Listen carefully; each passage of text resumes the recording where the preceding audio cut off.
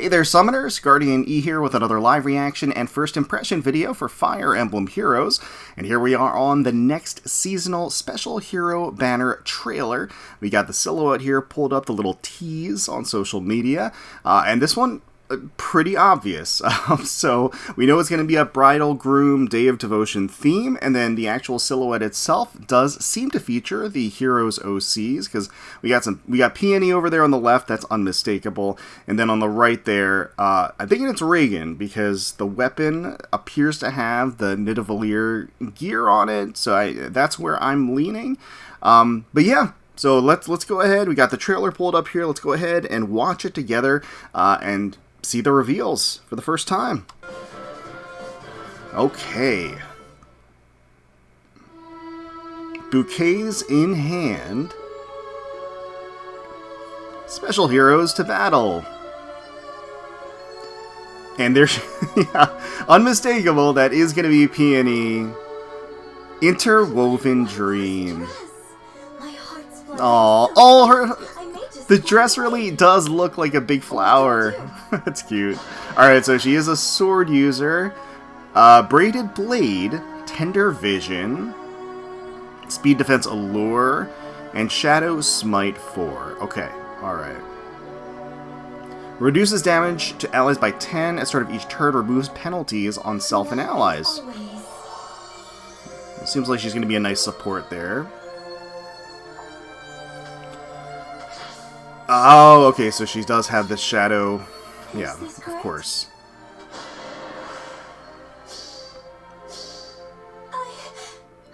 Reviving Aether here. Or refreshing Aether, I should say.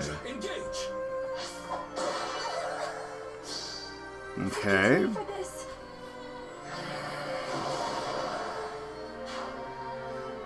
Diamant goes down.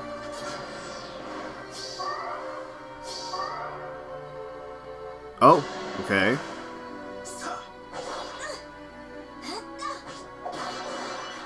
Okay. Okay. Alright. Oh, it's Air! I feel like we haven't seen Air in a while. Until death. Okay, flying blue dagger unit. Oh, look at the little bluebirds around her. That's sweet. Okay, she's got the reposition. Take my hand. And there she goes. Okay. Side saddle. Bride of Life. Reposition. Detect Aerial. Exuberant Boost. Yeah, when was the last time we got Air? Powers up allies with 50% or more HP. Uses reposition to heal nearby allies. Okay. Seems like she probably has a miracle effect. Alright. Oh, okay, rearmed. Rearmed hero. Oh, yes, it is going to be very good. Look at that. That smile. Full tilt bride. I'm a bride today. Uh-huh. I wonder where my suitor is. She got an axe. Alright. And she is still in the mech. Okay. Arcane Cake. Sather Cannon, Blue Sky Gust, Riptide Guard for the B slot, and attack speed Outcry Seize. Barrage with specials on turn 1 through 4. Right, then that keeps on theme with what we would expect from Reginn. Alright. And Sather Cannon. Okay. Alright.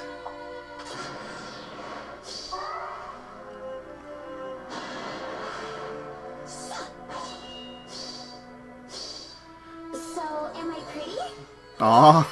Alright. Oh my god, that damage. Okay, and oh! Okay! Oh, look at them! Look at Divergent brides! That dress is lovely on you. Oh.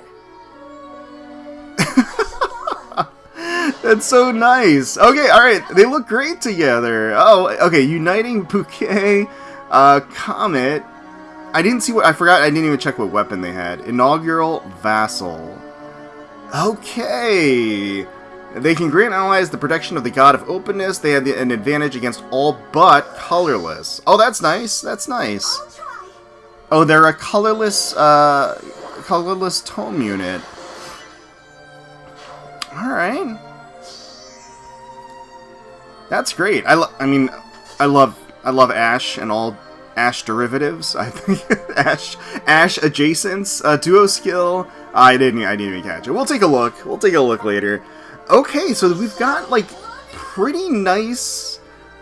We've got pretty nice book representation, I gotta say. Like all across, we've got a lot of. They did a great job of covering a lot of different books in this manner. All right. So,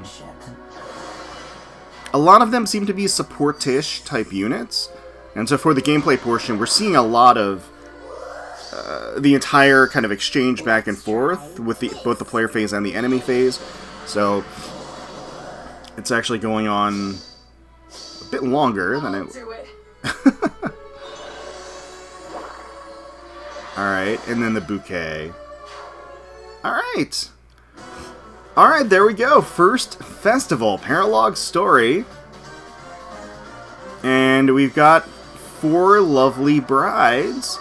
And again, we don't get a new freebie unit anymore. But again, starting on the 18th of May and going until June 17th. So we do have basically a full month. Air is going to be the 4-star focus unit on the banner. I have been in safing mode, and frankly, I'm broke since my recent escapades trying to, and successfully plus 10ing, spoilers, my Christmas Camilla and Christmas Ivy, but this one has me tempted, I have to say. Yeah, I'm definitely tempted. Yeah, as far as those, because we've never gotten the original Fire Emblem Heroes characters as part of the Day of Devotion at all. This is the first time I think this is the first time we're kind of seeing them introduced in this fashion and seeing the bride classification come through. And as far as the selection goes, I like them all. So this is actually pretty nice. So like when I saw Reginn, I thought maybe they would kind of expand it into those 2 books, so that we would see like maybe Plumeria or Triandra or something.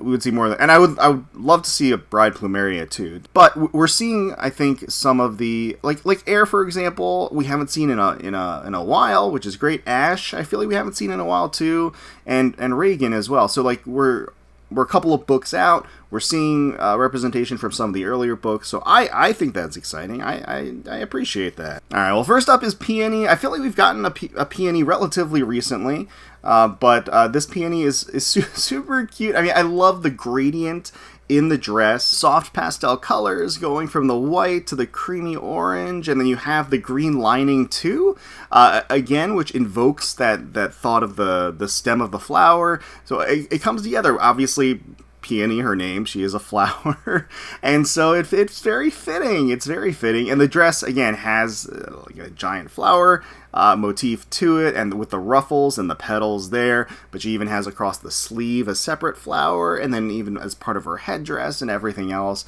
So I think it comes together really nicely. I feel like it's very appropriate. It's non-traditional enough, and it also definitely it still invokes that whole bridal formal dress feel to it. So I think they did a great job with that. And now, as far as the other elements, like the ribbon streaming off of her, still captures those kind of natural, lifelike tones and colors to it, with the green to the orange as well. I really do think it captures her well, and she has that radiant smile, of course, her hair looking more, less like croissants and more like the actual flowers too, I feel, in this art in particular.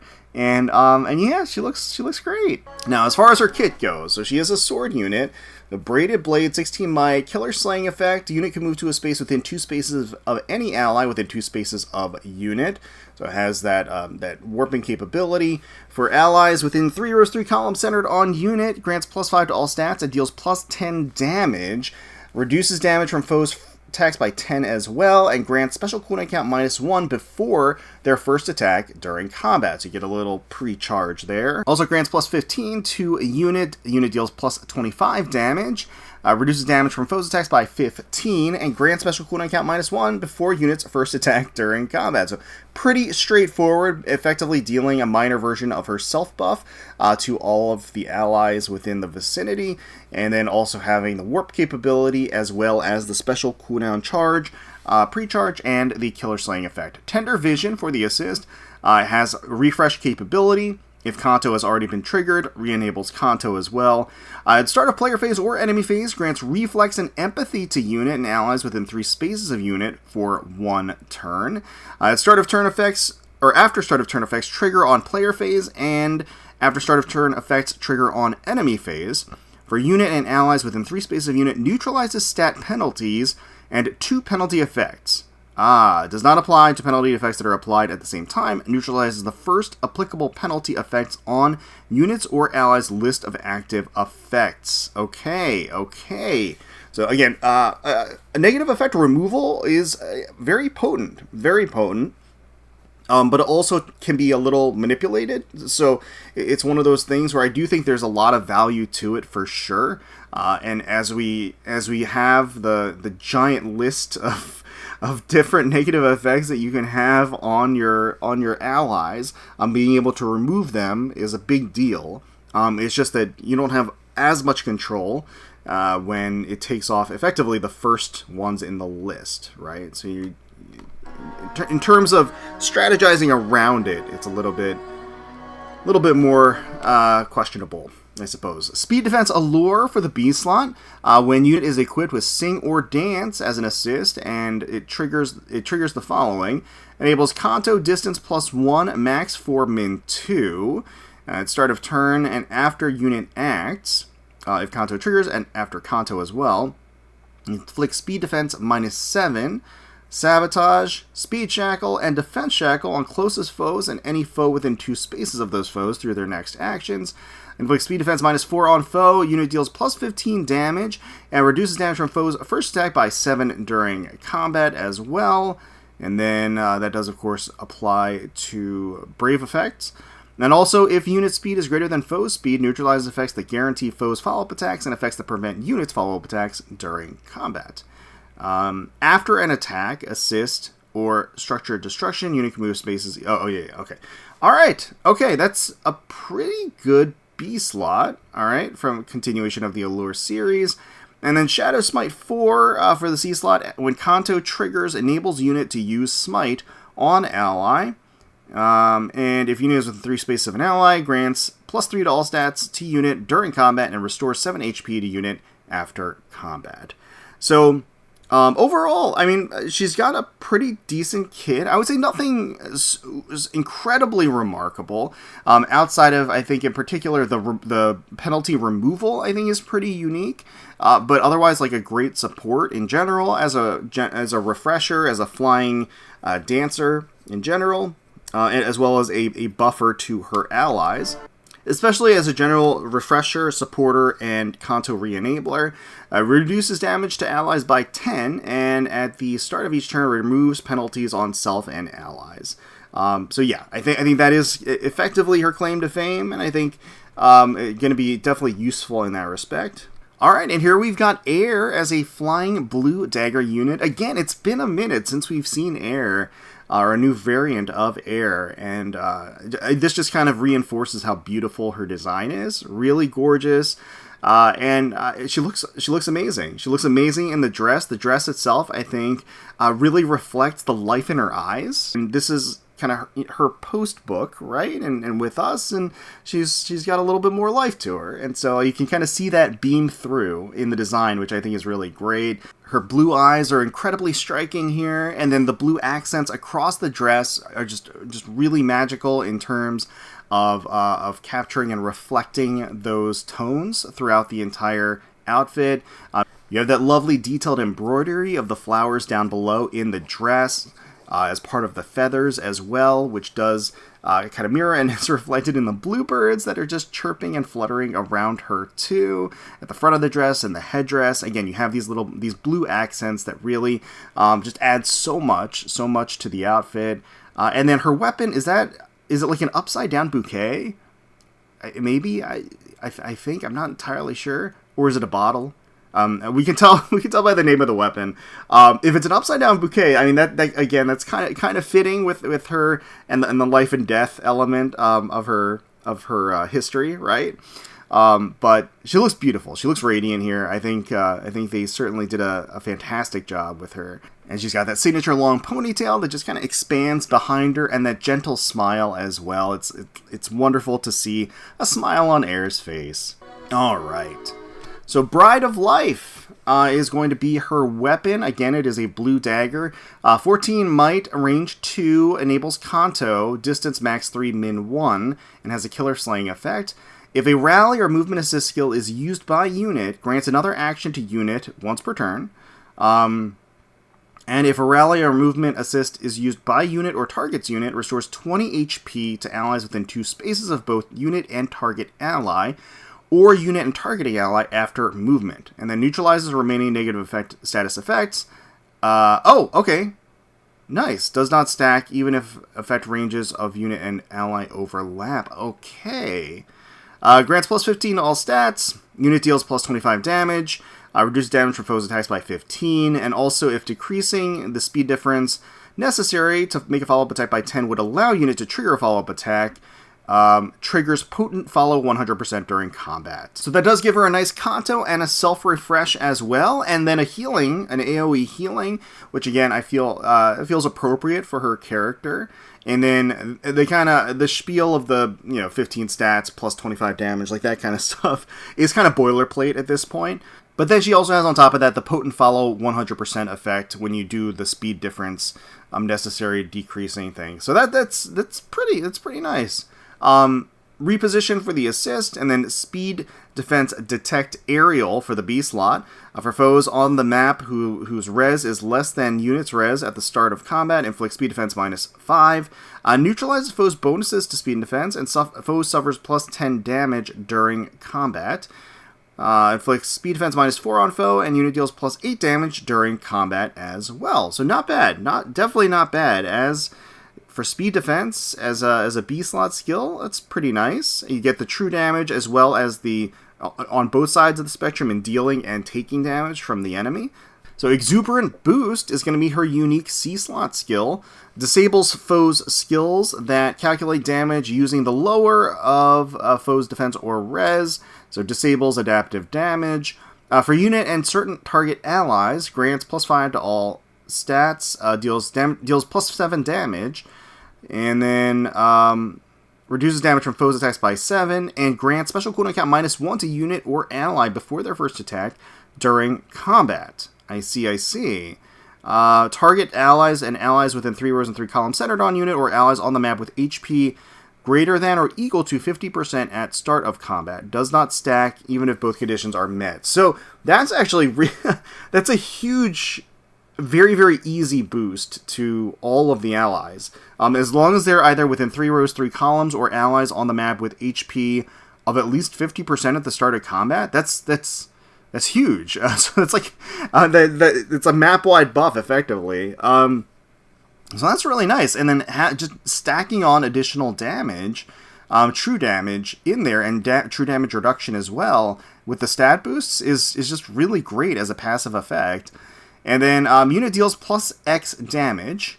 Let's see. X equals 6 times number of allies on the map with HP of greater than or equal to 50% excluding unit. Max 18. So, okay, overall, you can't have more than 3 other allies, basically. Max 18. So it does top out at 3 allies, right? 6 times 3, 18. But plus 18 true damage, that's not nothing to scoff at, and neutralizes effects that guarantee foes follow-up attacks and effects that prevent units follow-up attacks during combat, and also if units' HP is greater than 1, and foe would reduce units' HP to 0 during combat, units rise with 1 HP. Okay, so that is the miracle effect as well. That's a pretty packed C slot. There's a lot of nice and good stuff in there, in terms of self-boosting as well as just generalist ally boosting and buffing and support as well. So it's pretty nice. Overall, again, you get the true damage effect, the bestowing of that true damage to her allies with a pretty generous condition. And then many of the buffs that are associated with her have that HP requirement, but she does heal her allies as well as part of her kit. So she does have an AoE heal that's tied to her, which is quite nice. And again, that is flavor-wise on point as well in terms of the overall character. And then as well as when she uses her assist, she gets that self-refresh, which is very, very helpful. So yeah, powers up allies with 50% or more HP and uses reposition to heal nearby allies and remove penalties. And not only does she use that reposition to do that, she also uses it to give herself another action that allows her to effectively leapfrog and do more things, right? So that is quite nice. That's quite nice, and that's quite nice for Air, especially as she's the 4-star focus unit on the banner, right? So as a 4-star focus unit, having all of those effects, it's pretty impressive. Next up, we do have a rearmed version of Reginn. So we got a new version of Reginn in the game. Bridal Reginn is going to be a cavalry axe unit, and she is quite literally wielding a cake. She has the wedding cake poised on top of the weapon, the whole staff, and she's just swinging that whole thing as part of her weapon. That's pretty nice. Got the bright smile, got the violent floral accents to the dress, little golden tassels too coming through. And she looks great all dolled up. We don't often see her or get to see her this way. She typically wearing the Nidavellir bodysuit. But here she's tapping into traditional frilliness of a dress. So it looks really cute on her. Alright, so Reginn comes with Arcane Cake. It is an axe, 16 might, has a killer slaying effect. At the start of player phase or enemy phase, grants defense res +6, empathy, and neutralizes foes' bonuses during combat to unit and allies within 2 spaces of unit for 1 turn. Grants +15 to all stats, and then unit deals +25 damage. Reduces damage from foes' attacks by 15. Reduces damage from foes' specials by an additional 15. Okay, alright. And reduces the percentage of foes' non-special. Reduced damage by X. Damage reduction piercing is in there as well. We got Seether Cannon for the special, her unique special for cooldown. Boosts damage by 80% of unit speed and calculates damage using the lower of a unit's defense or foe's defense or res. When special triggers, adaptive damage in there. At start of player phase or enemy phase, grants truly incited and dodge to unit and allies within 2 spaces of unit for 1 turn. Reduces damage from foes' attacks by 40%, excluding AoE. Grants special cooldown count -X to unit before unit's first attack and before unit's first follow-up attack during combat as well. On turns 1 through 4, X is 3, otherwise X equals 1. So that is ginormous, which that does effectively mean that she is going to proc her Seether Cannon with every engagement and every attack and every follow-up attack for the first 4 rounds on turns 1 through 4, or if decreasing the speed necessary to make a follow-up attack by 10 would allow the trigger a follow-up attack, excluding triggers potent follow 100% during combat. Okay, alright. Alright, so she's got the potent effect as well built in there. So a lot packed into Seether Cannon, of course, and it does track with her overall archetype, right? With the whole gimmick of Nidavellir and having the turns 1 through 4 being kind of supercharged. Blue Sky Gust for the A slot, we've seen this before, enables Kanto distance +1, max 4. If unit initiates combat, or if there is an ally within 3 rows or 3 columns centered on unit, grants attack speed +10 to unit. Unit deals damage equal to +X times 4, and then reduces damage from foe's first attack by X times 3 during combat. This is where X would equal the number of allies within 3 rows or 3 columns centered on unit, max 3. So a maximum of +12 true damage and a maximum of 9 true damage reduction. Riptide Guard for the B slot here, and this does look like it is inheritable. Inflicts -4 to all stats on foe, and unit deals +X damage. Reduces damage from foes' attacks by X, And that X equals 20% of the greater of unit speed or defense. Okay. Neutralize effects that guarantee foes follow-up attacks and effects that prevent units follow-up attacks. Neutralize effects that grant special cooldown charge plus X to foe. And inflict special cooldown charge -1 on foe per attack during combat as well. The reduction of guard and blade effects. And also, if unit initiates combat and foe's attacks can trigger foe's special, inflict special cooldown count +1 on foe before foe's first attack during combat. So a little special charge rewind in there too. That's nice.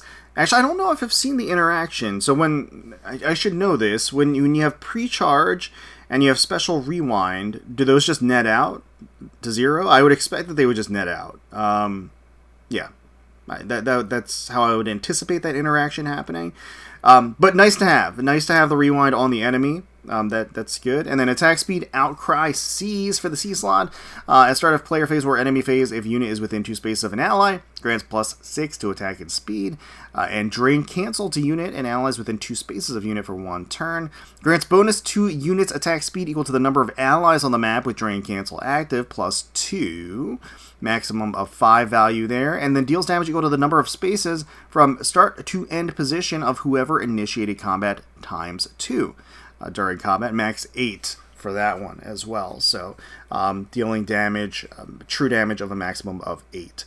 So yeah, okay. So she's got a lot going for her. Again, maintaining I think the overall design archetype of Reginn with having the super stacked turns 1 through 4, of course. She's got lots of true damage peppered throughout her entire kit. The Riptide Guard is interesting in terms of the interactions with the specials and everything that she has going on. Unleashes a barrage with specials on turns 1 through 4, as it says, and keeps going strong and suppresses foes' specials as well with that whole special rewind. So that's quite effective. And then her her sprite design, I love that she's still in the mecha thing. But then it's got like ribbons and flowers on it too, which which is really cute and very appropriate. So I like to see that, certainly. All right, well, next up we've got the duo of Ash and Melíai. They are going to be an infantry colorless tome unit. I love Ash. I love Ash's design. I always have. And Melíai is just kind of obviously a twist on Ash. I think this is the first time we've seen a character and a variant together as a duo, but I really dig it though. Obviously, because they are separate characters still technically with how the story and the storylines played out. So yeah, I still dig it. I dig it, and I love kind of the juxtaposition between them two. They both look radiant here, gorgeous in their dresses. It's got the traditional white with the gold accents, and you have elements of the Asker design integrated in here with the lining of the gold and the pattern as well. And then you have the light blue accents with the flowers and the ribbons and everything else. The pristine white looks beautiful against their gorgeous bronze skin, and just bringing out that contrast. It's quite alluring overall. Ash's headdress is quite literally looks like it's glowing. Just with that, and then she's wearing the bouquet. I love that Melíai does look a little bit more standoffish, as you would expect to see. And then with them interacting with each other, I like how Ash has her arm specifically wrapped around Melíai's arm. Ash is the one that's kind of forcing the interaction here a little bit, or encouraging, bringing Melíai out of her shell a bit. Melíai has a little navel window there as part of her dress. She's exposing a little bit more of her tummy, which is bold and looks great. She has some feather elements to her dress. Naturally, she has the long hair behind her and the horns up top as well. And naturally, both of them full-figured, voluptuous. The dresses themselves do the work in showcasing their feminine charm. So I love me some Ash, and now we get double the Ash effectively in this unit. And we can take a look here with their kit. So again, they are going to be colorless tome unit. Infantry, Uniting Bouquet, 14 might, range 2, killer slaying effect. If a skill compares unit's res to a foe or ally's res, treats unit's res as if granted +5. Okay.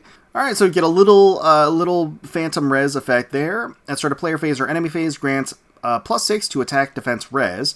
Fringe bonus, Bulwark, and Imbue to unit and allies within 3 spaces of unit for 1 turn. Grants plus 16 to attack, defense, res, and unit deals plus 25 damage, reduces damage from foes' attacks by 15, and inflicts special cooldown charge -1 on foe per attack as well, and grants special cooldown count plus X, or -X to unit before unit's first attack during combat. X is the number of allies within 3 rows or 3 columns centered on unit, max 3. Okay, so you can actually get special cooldown count -3 to unit before the first attack during combat. That is quite good as a pre-charge. And then, of course, it does have a guard effect on the enemy as well. Comet for the special. Grants special when special triggers, boost damage dealt by 200%. At start of turn, grants special cooldown count -1 to unit. So that is combined with the killer slaying effect and the +3 special charge, pre-charge, that makes Comet be instantly proccable on the first engagement, and then reduces damage from foes' first attack by 40% during combat. Alright, so we got close attack, defense, res, bond for the A slot. Unit can counterattack regardless of foe's range. Got distant counter built in. If unit is within 3 spaces of an ally, grants plus 10 to attack, defense, res. Neutralizes unit's penalties to attack, defense, res. Reduces damage from foe's first attack by 7 during combat. And that's it. Which is enough. That's pretty nice. That is a pretty nice series of effects. No true damage. I mean, it's got it's got distant counter built in with no condition whatsoever. Well, that's just a thing. And then just being within 3 spaces of an ally gets a lot of defensive and attack boosts as well. Overall, as well as some damage reduction too. Some true damage reduction. Attack res Unrest for the B slot enables Kanto 1. For foes on the map whose defense is less than unit's res at the start of combat, inflicts attack res -X, max 7 during combat, and foes cannot recover HP during combat or after combat. I see. Okay. X does equal the number of types of bonus effects, excluding stat bonuses, and penalty effects, excluding stat penalties active on player, team, and enemy team. Okay.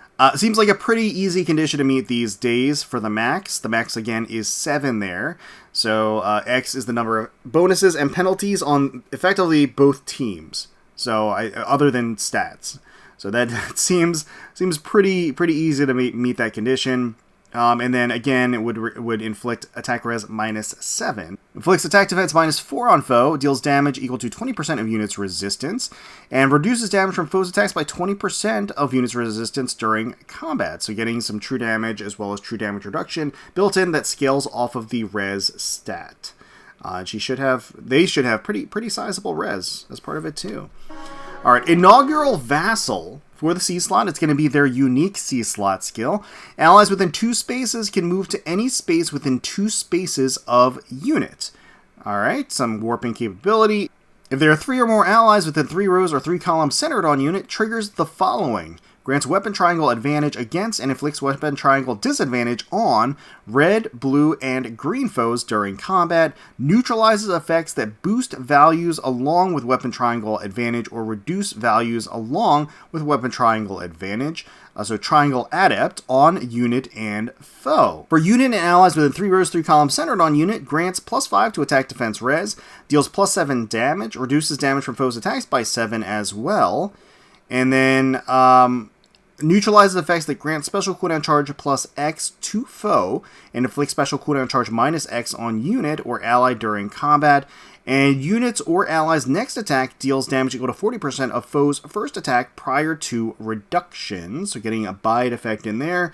Unit makes a guaranteed follow-up attack during combat. Okay. So certainly one of the more interesting elements to their kit is the weapon triangle advantage piece of it. So having weapon triangle advantage to everything but colorless. And then also, interestingly, neutralizing triangle adept as well. So I feel like that's a little unusual. I think in these days, if you want to make weapon triangle advantage a thing again, I feel like you need triangle. I feel like this would have been maybe better served to give them triangle adept advantage. Maybe I don't think that would have been too excessive because again, the weapon triangle itself has taken a back seat to other types of damage. And even in the slight attempt to revive that with Baldur, it's been effectively neutralized within the next banner. So I don't know. I mean, I don't know. I don't know how much that's going to play into things. I would love to see the weapon triangle really take like a strong presence once again, because I feel like that is a little bit of a balance, right, to combat. Even though we're in sort of power sprint, power leap, go to this every banner, just leapfrogs the last banner kind of thing. That notwithstanding, the weapon triangle used to act as a little bit of a power check, and that's not really the case anymore. So I maybe, who knows, maybe Ashes will bring that forward. Maybe their duo skill will do the do its job with the Triangle Adept. I don't know, but they can grant allies the protection of the God of Openness, and they have an advantage against all but colorless. Nice. Okay. All right. And you got the heal, the banquet, the instant comet there. Alright, so their duo skill grants reflex to unit and allies within 2 spaces of unit for 1 turn, and applies Divine Vein Stone to unit space and spaces within 2 spaces of unit for 2 turns. Okay, that's interesting. Reflex has that bide effect built into it, so it has damage reduction of 7 to the first attack against her or her allies, right? Whoever has the reflex on them, and then the next attack that they make will include the reduced damage. But I thought her C slot had the bide effect as well, and it doesn't seem to stack. So I'm not entirely sure. So let me see here. Unit or ally's next attack deals damage equal to 40% of foe's first attack damage prior to reductions during combat. Resets at end of combat, only highest value applied does not stack. So if I'm reading that right, I don't think that stacks with the reflex, does it? Or does reflex count as a separate effect? I mean, I suppose it's 40% versus the entire damage reduced, right? So Inaugural Vassal always has the 40%, but then the actual duo skill with the reflex is going to be 100%. And then even if it doesn't necessarily stack, it is for all of the damage reduction, not just the damage reduction that reflex bestows. So all of their kit basically that reduces damage is going to add to the bide effect as part of reflex. So okay, all right, and the Divine Vein Stone as well, right? Divine Vein Stone will also play into that. So interesting. Okay, I'm curious how that's. Oh, that's cute. That's very cute. I'm curious how that's going to play out overall. I do wonder. Yeah, so that's where all that damage is coming from. It's from the bide. But Paralog Story First Festival coming in. So we are going to be getting our OC brides. Our first set of OC brides in the game. And that is going to be, again, starting on the 18th of May, going for a full month. And I gotta say, I'm tempted to pull on this. I don't have a ton of resources.